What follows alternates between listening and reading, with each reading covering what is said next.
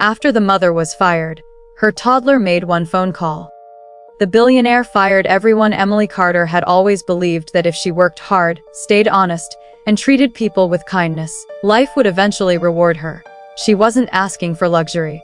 She didn't dream of mansions or expensive vacations. Her only wish was to give her 3-year-old son Noah a safe home, warm meals, and a future brighter than her own.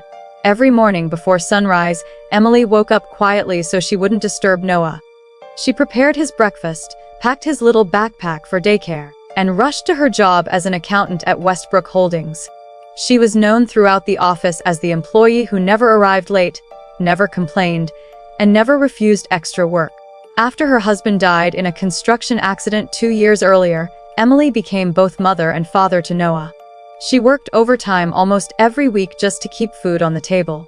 Although life was difficult, she never lost hope. One Monday morning, everything changed. As soon as Emily entered the office, she noticed that everyone was staring at her. Some employees whispered while others avoided making eye contact. Before she could even sit down, her manager, Richard Collins, walked toward her with 2 security guards. "Emily Carter," he said coldly. "Come with us." Confused, Emily followed him into the conference room. Inside sat the HR director and several senior executives. A thick file rested on the table. Richard pushed it toward her. "We've completed our investigation." Emily frowned. "Investigation? About what?" "The missing company funds." Her heart nearly stopped. "What?" "You transferred $50,000 from a corporate account." Emily shook her head immediately. "That's impossible. I never touched that account." Richard folded his arms. "The evidence says otherwise." Emily opened the file with trembling hands. Someone had forged her electronic signature. Someone had used her employee login. She stared at the documents in disbelief. "This isn't me." "No excuses. I've worked here for 6 years. It doesn't matter. I swear on my son's life I'm innocent." Richard didn't even look at her. "You're fired." Within minutes, security escorted Emily through the office while dozens of coworkers watched in silence. Some looked sympathetic. Others smiled. No one defended her. Emily carried a small cardboard box containing her family photo, a coffee mug Noah had painted for Mother's Day, and a notebook filled with dreams she would never complete. Outside the building, heavy rain began to fall. Noah, who had been waiting with the daycare worker, ran toward her. "Mommy." Emily hugged him tightly. He looked up at her tear-filled face. "Why are you crying?" She forced a smile. "It's okay, sweetheart.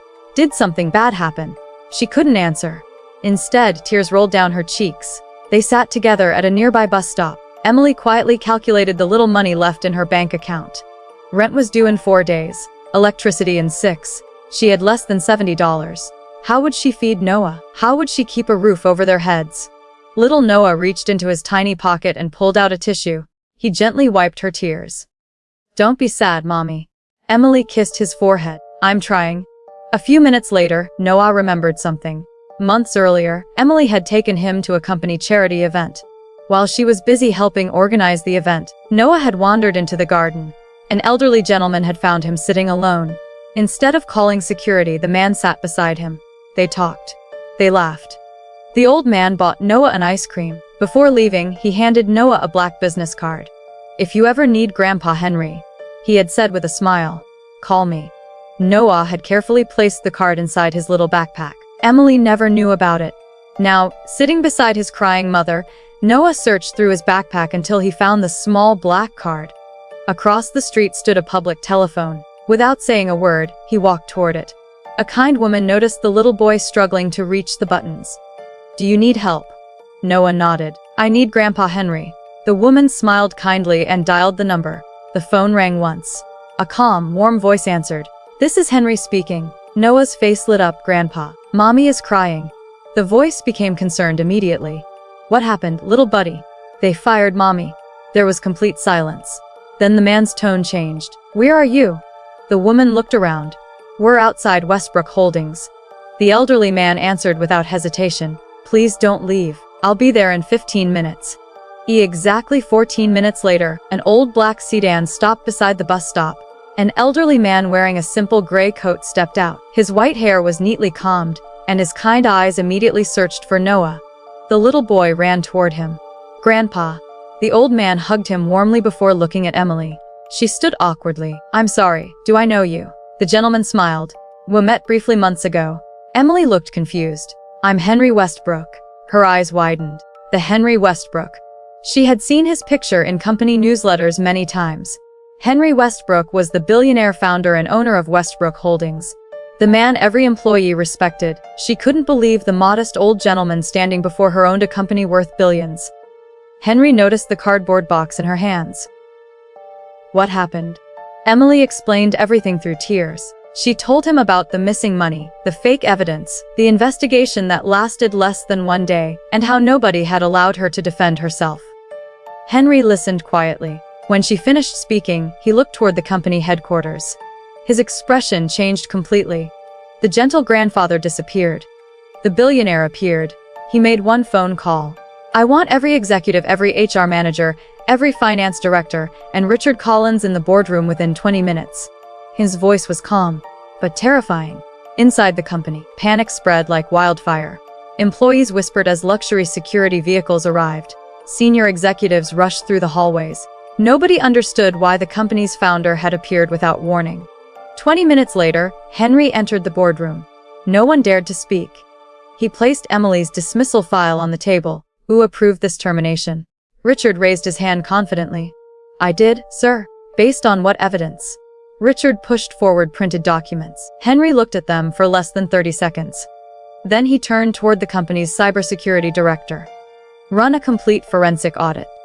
Within minutes, the truth began to emerge. Emily's login credentials had been stolen.